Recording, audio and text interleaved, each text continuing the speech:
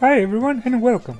Today we're going to take a look at this very interesting MS-5185 motherboard that I recently rescued from a local recycler. It is a late Super Socket 7 board powered by the ALi Aladdin V chipset. But like most OEM boards, it is particularly interesting as it is packed with chips, so you don't need to add many expansion cards. This particular motherboard has an onboard graphics chip, an ATI Rage Pro with dedicated memory. It also features a Creative Audio-PCI ES1373, which has a pretty good DOS compatibility for a PCI card, but is notorious for its bad FM sound. The board is not in a bad shape, but it's not perfect. These large electrolytic capacitors have been badly damaged. This particular one has an actual hole on the top, possibly caused by some other board stacked on top. There are also a few more issues, like these bent pins on this header, and the top half of the buzzer has been sheared off. Let's straighten the pins.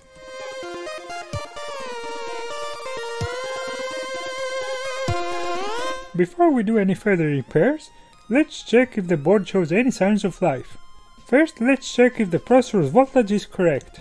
According to the jumpers, we expect 2.2 volts. The middle pin at the socket's key corner is one of the voltage pins. Let's check it with a multimeter.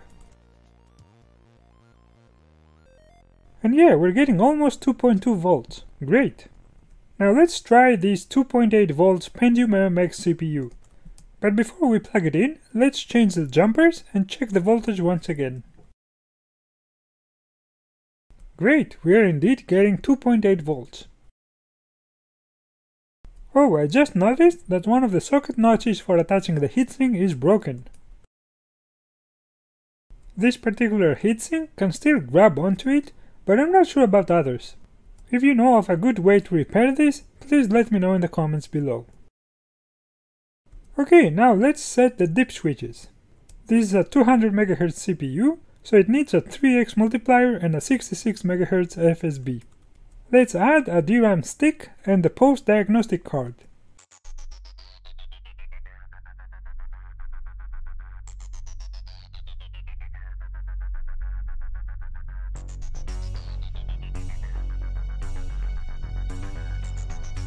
And let's power it on. And yeah, we're getting postcodes. And we have an image. But hold on, why is this CPU recognized as an I unknown 200 MHz? Let me add some storage and try booting again. And yeah, this is really strange. This motherboard is not recognizing correctly the Pentium MMX. This is the first time I'm seeing a Super Socket 7 board having issues with older parts. It is even stranger since the manual clearly mentions that the MMX CPUs are supported. Anyway, the BIOS looks okay. It looks like a cut down version of the standard AMI BIOS. Okay, let's run SpeedSys.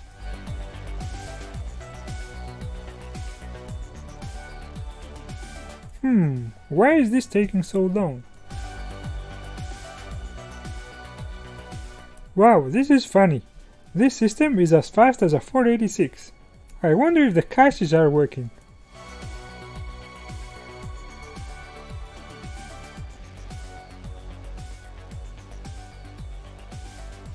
And yeah, the CPU's L1 cache seems to be disabled.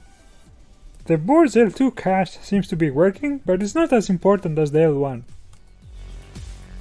Funny enough, the cache setting in the BIOS is enabled. Judging by the original jumper settings of this board, it must have come with a 366 MHz K62. So let me try this 400 MHz K62 instead of the Pentium MMX. This runs at 6 x 66 MHz, so we're going to use a multiplier of 2x.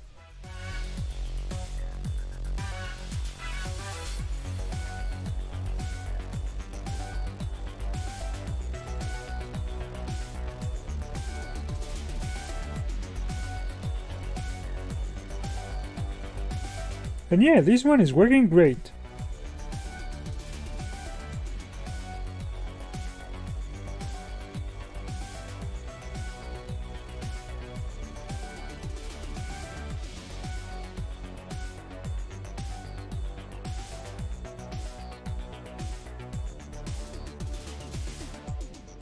and the Doom score looks pretty good.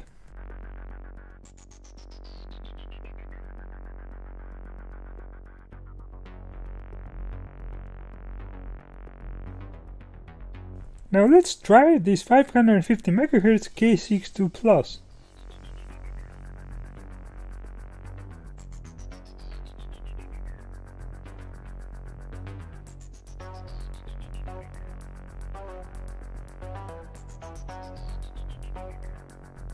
It is listed as AMD unknown.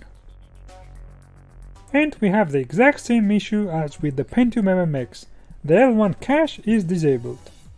I tried the AMI BCP tool to try to unlock any cache related hidden options.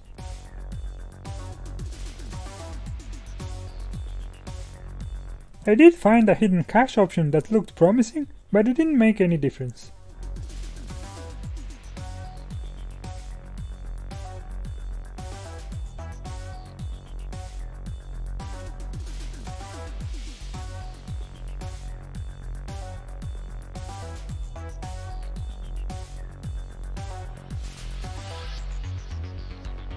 Well, at least the BIOS now contains a few more options. The only way I could find to enable the L1 cache was to use the CPU SPD tool. I added this line in my autoexec.bat and the L1 gets enabled once DOS starts. Now let's try some benchmarks.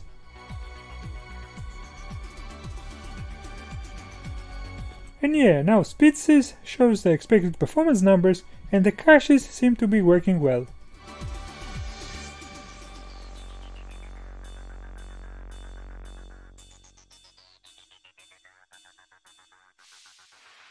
We're getting 147 frames per second on Doom, which is a good score.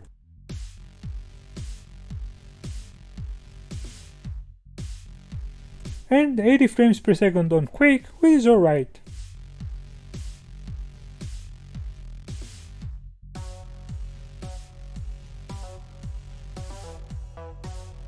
Okay, now let's configure the sound card. The chip on this board is the one found in budget Creative PCI cards, which are notorious for their terrible FM sound. There are two DOS drivers that we can use, the Ensoniq one and the Creative one. The main difference is that the Ensoniq one supports Soundscape audio, so I installed that one. Games that natively support Soundscape or General MIDI should sound alright. Let's check out a few. Duke Nukem 3D supports both Soundscape and General MIDI, so it sounds pretty good.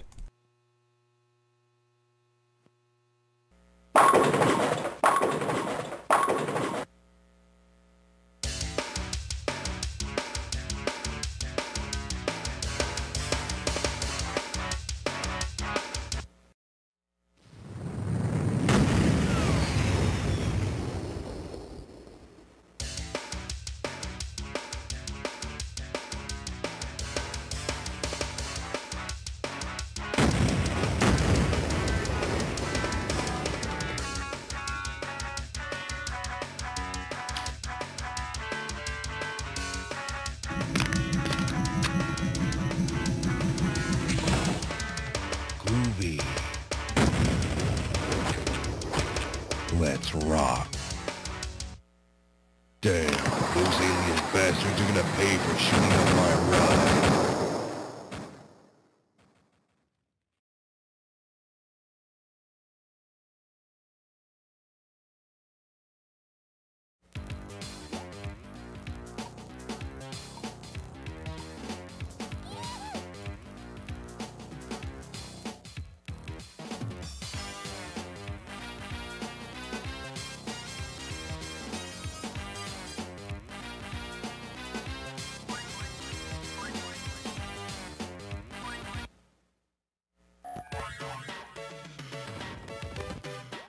Jackrabbit works once we slow down the CPU, and also doesn't have the graphics bug. Nice!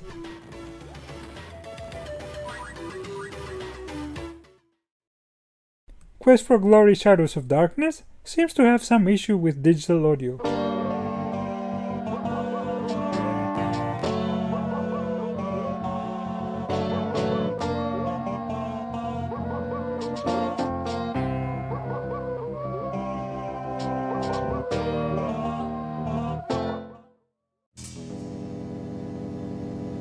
Monkey Island sounds terrible in FM mode.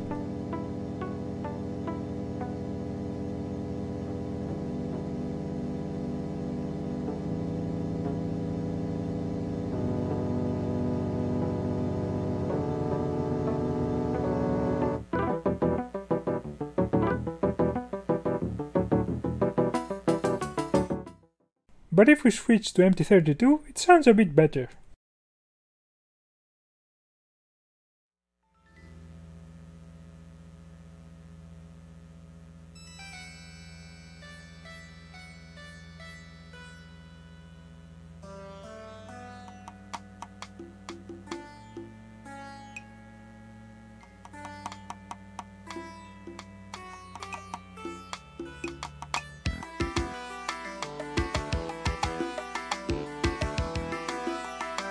So yeah, this sound chip is somewhat usable in DOS, but I think we can do better. You see, this board has solder pads for an actual ISA slot. But for the new slot to work, we also need a 74254 transceiver chip that is missing. Okay, let's use the desoldering gun to remove the solder from the solder pads. I'm adding some fresh solder because it seems to help a bit with desoldering.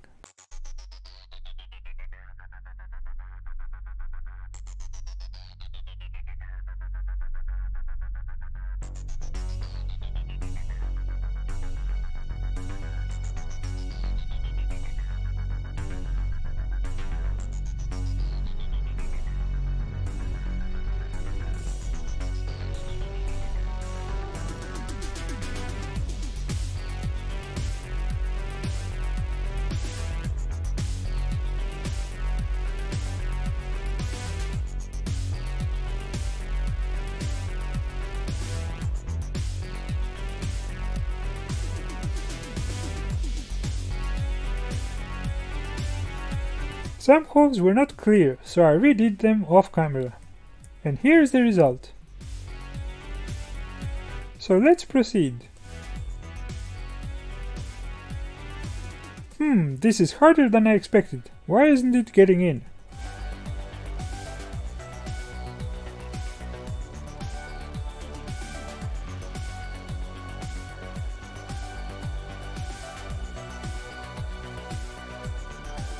Whoops, after trying to force it in, this pin came off.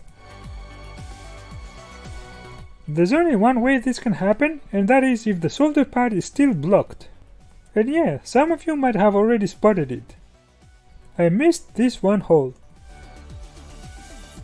After fixing it, it now fits nicely.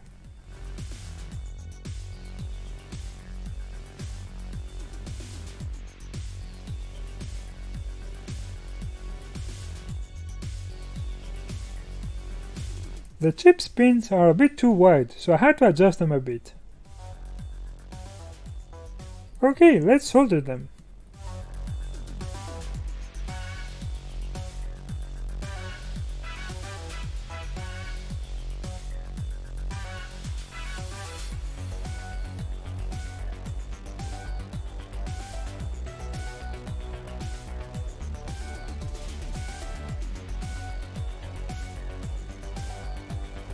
Oh, and by the way, I also replaced the buzzer with a new one off camera.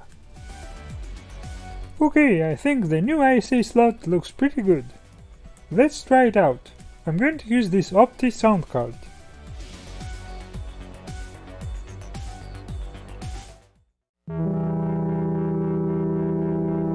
And yeah, it's working fine.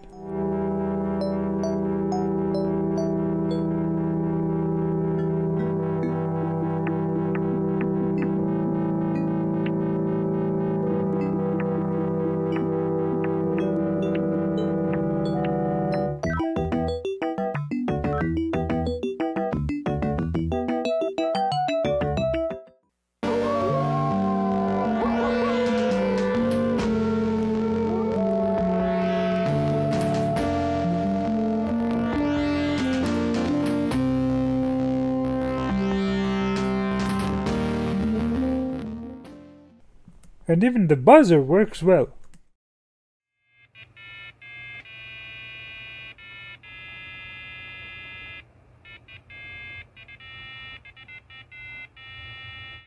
Now we have to address the elephant in the room, the broken capacitors. I desoldered and checked the ones that looked damaged, and 2 of them were indeed bad.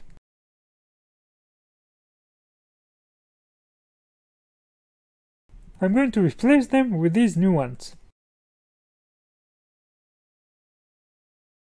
While installing Windows 98 with the 400 MHz K62, I was getting some strange blue screens. Initially I thought it was some capacitors, but I checked and the rest of them looked good. Then I double checked the jumpers, and of course I had made a silly mistake. I had set all jumpers 1 pin position off, which luckily corresponded to a lower voltage, so the CPU was undervolted and not stable. Okay, so after installing Windows 98, I ran 3D Mark 99 on the 400 MHz K62.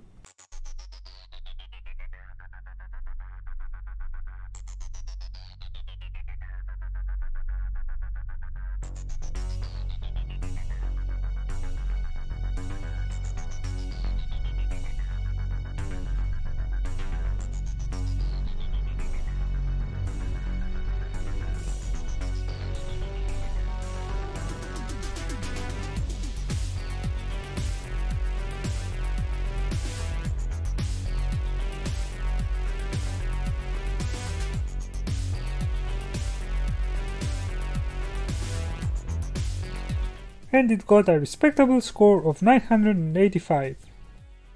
Then after editing autoexec.bat, so the CPU SPD enables the L1 cache on boot, I replaced the CPU with a 550 MHz K62 Plus and I rerun the benchmark.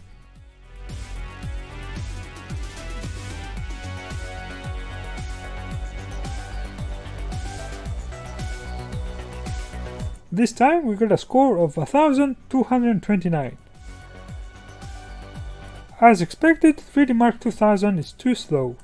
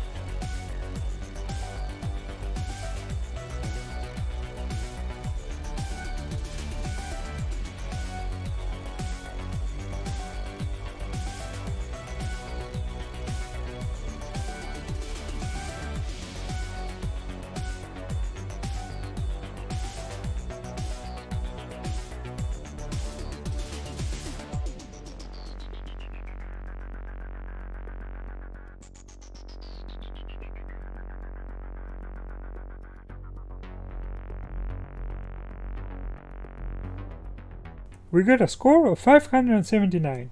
This poor performance is expected as the Rage Pro is meant for lower resolutions than 1024 by 768.